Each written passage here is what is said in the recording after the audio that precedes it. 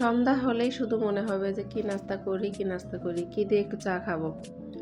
কিছুতেই মনে করা যায় না।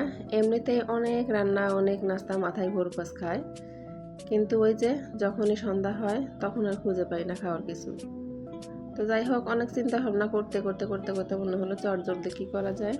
তো মনে হলো একটু মিষ্টি বানাই আর একটু লুচি বানাই, অনেকদিন লুচি খাওয়া হয় না। তো যেই কথা সেই কাজ, সঙ্গে সঙ্গে গিয়ে একটু মিষ্টি বানিয়ে নিলাম, গুঁড়া দুধের মিষ্টি। আর একটু এই যে লুচি বানিয়েছিলাম। এটা কিন্তু পুরি না, পুরির মধ্যে কিন্তু ডাল বা আলু ভর্তা এগুলো থাকে। এটা জাস্ট শুধু ময়দার ময়ামটা দিয়ে ছোট ছোট করে রুটি বানিয়ে ভাজা হয়, এটাকে আমরা লুচি বলি।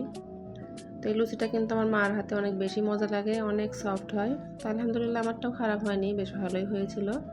তো এই তো ভাজা কমপ্লিট, মা আর মেয়ে খেয়েছি, আর কয়েকটা ছিল সেটা সকালে খাওয়া হয়েছে। দুপুরের একটু মুরগির মাংস ছিল, সঙ্গে সেটাও নিয়েছিলাম ঝালমুখ করার জন্য। তো গরম গরম মিষ্টি আমার খুব একটা পছন্দ না, এমনিতে মিষ্টি কম পছন্দ, কিন্তু আমার মেয়ের অনেক ভালো লাগছে গরম গরম। আমার হাজব্যান্ড, আমার ছেলে, ওদেরও খুবই পছন্দ গরম গরম মিষ্টি।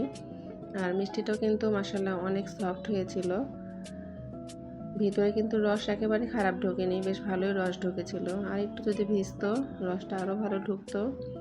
এটা তো একেবারে মিষ্টি চুলা থেকে নামিয়ে খাওয়া হচ্ছে, তারপরে দেখেন মাশাআল্লাহ অনেক সুন্দর হয়েছে। তো যাই হোক, ভিডিওটা তারা দেখছেন, ভালো লাগলে একটা লাইক করে দিবেন। যারা আমার পেজে, আমার ইউটিউব চ্যানেলে নতুন আছেন, প্লিজ একটা সাবস্ক্রাইব করে দিয়ে আমার পাশেই থাকবেন।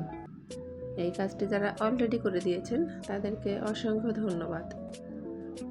তো নাস্তা করার পর এই যে কাপড় টাপড় ধুয়ে দিয়েছিলাম, টেবিলের কাপড়ও ধুয়ে দিয়েছিলাম, তো সেটা একটু বিছিয়ে নিচ্ছি। আমার এই টেবিলটা অনেক পুরনো, তো পার্টেক্সের টেবিল ছিল এটা, একটু পানি পড়লে তো নষ্ট হয়ে যায়। তো যদিও অনেক বছর হয়ে গেছে, তারপর আলহামদুলিল্লাহ এতটা নষ্ট হয়নি, একটু নষ্ট হয়েছে, অতটুকু একটু হবেই। ছোটো বাচ্চা কাচ্চা যেহেতু পড়াই এই টেবিলে আমি বসে, তো সেই তুলনায় খুব একটা নষ্ট হয়নি, আলহামদুলিল্লাহ ভালোই আছে। তো ডাইনিং টেবিলটা গুছিয়ে নিয়ে তারপরে আমি রান্নাঘরে ঢুকেছিলাম। রান্নাঘরে মানে গোছা গাছের কাজ এই আমি রাত্রের বেলায় করি। তো রান্নাঘরে আসছি, এই হ্যাঙ্গারটা আমি একটু জানলার সঙ্গে লাগিয়ে দিচ্ছি। তো এখানে একটু ভারী যে ফ্রাই প্যান কড়াই টড়াইগুলো আছে সেগুলো ঝুলিয়ে রাখার জন্য। যদিও ওয়ালে রেখেছি আমি, কিন্তু ওয়ালে রাখাটা আমার কাছে নিরাপদ মনে হয়নি, ওয়াল পিন দিয়ে যেগুলো রাখা আছে। তো ওটা যে কোনো টাইমে হয়তো খুলে যেতে পারে, যদিও এখন পর্যন্ত খুলেনি, কিন্তু আমার কেন যেন একটা ভয় হলো। কারণ ওই ফ্রাই প্যানের নিচেই এখানে ট্যাপ ছিল, সেই ট্যাপের উপর একদিন জগটা পড়ে আমার ট্যাপটা ছুটে গিয়েছিল, গিয়ে পানি একেবারে সারা রুম ভেসে গিয়েছিল। সেই থেকে আমার ভয় যে আমি ট্যাপের উপর কোনো ভারী কোনো জিনিস রাখি না। তো এই পাশের ওয়ালে এই যে হালকা কিছু রেখে দিলাম, যেহেতু ভাড়া বাসে থাকি সেরকম তো পছন্দসই কিছুই করতে পারি না, নিজের ক্যাবিনেটও নেই। তো যাই হোক, এই যে রাত্রের বেলা খাওয়া দাওয়ার চল হবে না, মানে সন্ধ্যার সময় এত ভারী নাস্তা হয়েছে, রাতে আর খাওয়া চলবে না। তো দুপুরের যে খাবারগুলো ছিল সেগুলো বক্স করে উঠে রাখছিলাম। আর এই কাজটা সবচেয়ে বেশি বিরক্তিকর আমার, যে খাবারগুলো যেগুলো বেঁচে যায় সেইগুলো আবার বক্স বক্স করে ফ্রিজে রাখতে হয়। আর এই তো দেখেন 7 আপ, এটা ফ্রিজের মধ্যে এক কোণাতে ছিল, আমি খেয়ালই করিনি। আমার ছোটো বোনেরা যখন আসছিল ওরা নিয়ে আসছিল খাওয়ার জন্য, তখনকার 7 আপ এটা।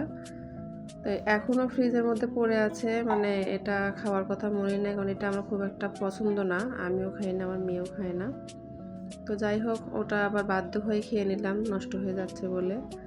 তো ভিডিও শেষ পর্যায়ে চলে আসছি, সবাই অনেক ভালো থাকবেন, সুস্থ থাকবেন, আমাদের জন্য দোয়া করবেন। আল্লাহ হাফেজ, আসসালামু আলাইকুম।